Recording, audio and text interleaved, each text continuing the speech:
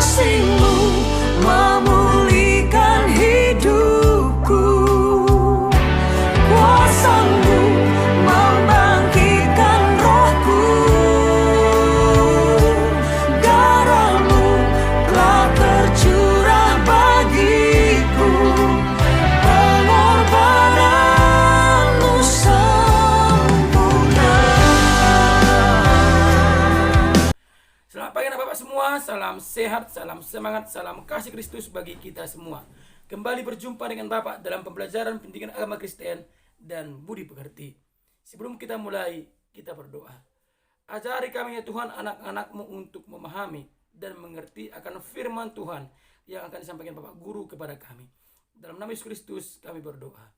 Amin. Bapak semua, pada pagi hari ini kita akan mempelajari kembali tentang pengorbanan Yesus Kristus di kayu salib.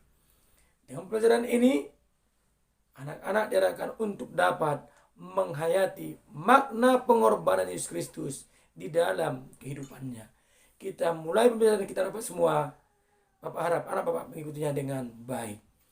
Bapak semua, bagaimanakah cara Allah menyelamatkan manusia?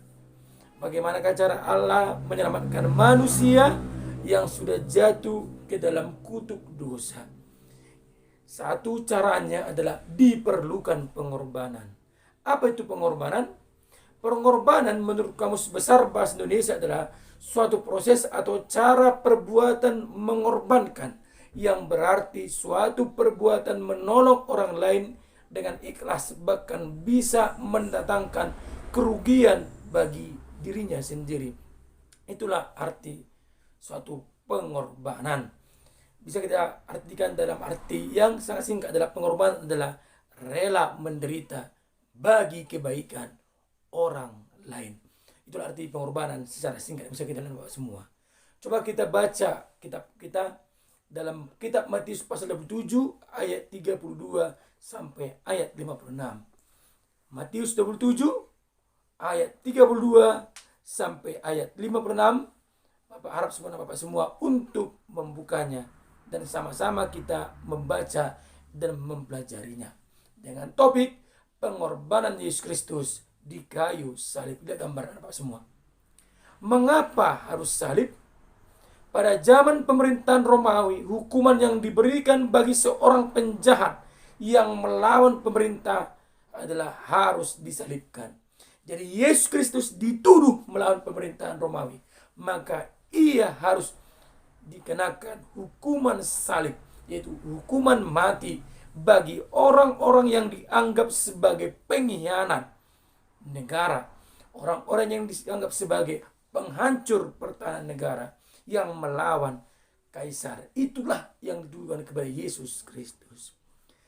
Dalam gambar kita lihat apa semua adalah setelah Yesus Kristus ditangkap, para serdadu Romawi mengolok-olok Yesus, meludahi. Lihat apa semua, mengolok-olok bahkan meludahi. Mengapa mereka meludahi dan mengolok Yesus? Mereka sangat geram dengan Yesus Kristus.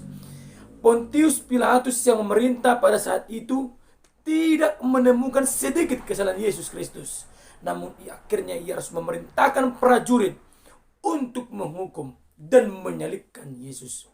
Dalam perjalanannya ke Bukit Tengkorak atau Bukit Golgota, tempat penyaliban Yesus, seringkali terjatuh karena ia sudah sangat berat untuk memikul salibnya yang begitu besar.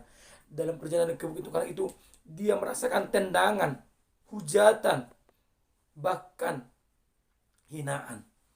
Setelah Yesus Kristus sampai di Bukit Golgota, para serdadu memaku kaki dan tangan dan memakaikan mahkota duri di atas kepala Yesus. Di atas salib itu terdapat tulisan dalam 3 bahasa, yaitu Ibrani, Latin, dan bahasa Yunani, yang berarti inilah Yesus, Raja orang Yahudi. Tulisan ini diberikan oleh Pilatus kepada orang serdadu Romawi supaya membuat identitas Yesus di sana. Para serdadu dan orang-orang yang ada termasuk para imam mengolok-olok Yesus. Tetapi Yesus berkata dan menjawab olok-olok mereka, "Ya Bapa, ampunilah mereka sebab mereka tidak tahu apa yang mereka lakukan." Itulah balasan Yesus Kristus dari atas kayu salib untuk menjawab hinaan-hinaan, olokan-olokan orang-orang yang membenci Yesus Kristus. Olokan-olokan itu juga muncul kepada Yesus Kristus dengan berkata, "Jika benar engkau adalah anak Allah, turunlah dari kayu salib itu." Mereka menantang Yesus Kristus untuk menunjukkan kuasanya, bahwa dia adalah Tuhan dan anak Allah, dengan cara menurunkan dirinya dari kayu salib. Namun itu tidak dilakukan Yesus Kristus. Jadi Bapak semua, setelah itu terjadi, lalu Yesus menyerahkan nyawanya kepada Allah dengan berkata, "Sudah selesai." Akan tetapi Allah telah menunjukkan kasih setianya kepada kita. Karena Yesus Kristus telah mati untuk kita ketika kita masih berdosa, sehingga kita dibenarkan oleh Yesus Kristus dan mendapat keselamatan daripada murka Allah. Roma 5 ayat 8-10. Sudah selesai artinya bahwa Yesus sudah menyempurnakan karya Allah di dalam kehidupannya. Ia sudah menyelesaikan segala misi penyelamatan Allah kepada umat manusia melalui penyalibannya, pengorbanannya di kayu salib. Jadi anak Bapak semua, pengorbanan dan kematian Yesus Kristus telah membebaskan kita dari kutuk dosa dan hukuman yang kekal. Pengorbanan Yesus membawa kebebasan bagi anak Bapak semua dari kutuk dosa dan hukuman kekal, yaitu kematian. Jadi Bapak semua, Yesus mau mengorbankan dirinya untuk disiksa, dihina, bahkan hingga mati disalibkan. Mengapa? Karena Yesus ingin menyelamatkan manusia yang berdosa. Satu-satunya cara agar dosa manusia dapat ditebus adalah dengan mengorbankan dirinya sampai mati di kayu salib. Inilah cara satu-satunya yang diberikan Allah kepada umat manusia melalui Yesus Kristus, supaya kita anak-anak yang dikasihinya memperoleh keselamatan. Jadi Bapak semua, kesimpulan kita dalam pembicaraan kita pada pagi hari ini yang pertama adalah semua manusia telah berdosa dan berada di dalam kutuk dosa.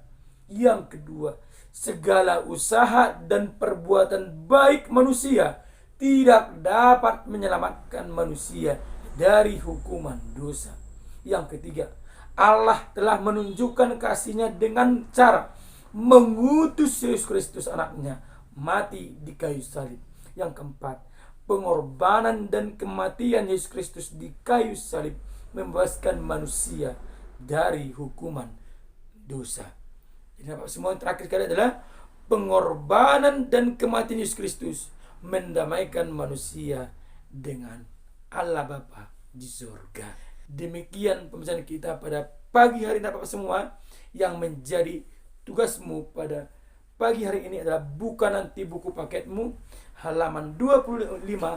Halaman 25 kamu kerjakan bagian E nomor 1 sampai nomor 3. Bagian E halaman 25 nomor 1 sampai nomor 3. Bapak harap Bapak semua mengerjakannya dengan baik. Setelah kamu kerjakan, bisa kamu japri kepada Bapak dan kamu kirim ke Classroom yang sudah Bapak bagikan linknya.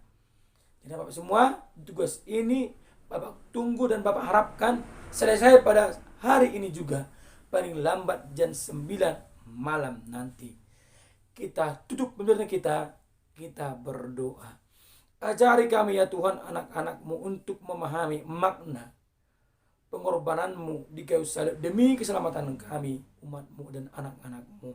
Dan ajarkan kami ya Tuhan untuk menjadi anak-anak yang selalu berkorban kepada sesama kami. Dalam nama Yesus Kristus kami berdoa. Amin. Demikian pembelajaran kita pada pagi hari ini Bapak semua. Sampai berjumpa di pembelajaran di minggu akan datang. Tetap semangat untuk mendengarkan firman Tuhan dan melakukan dalam kehidupan kita. Tuhan memberkati kita. Shalom.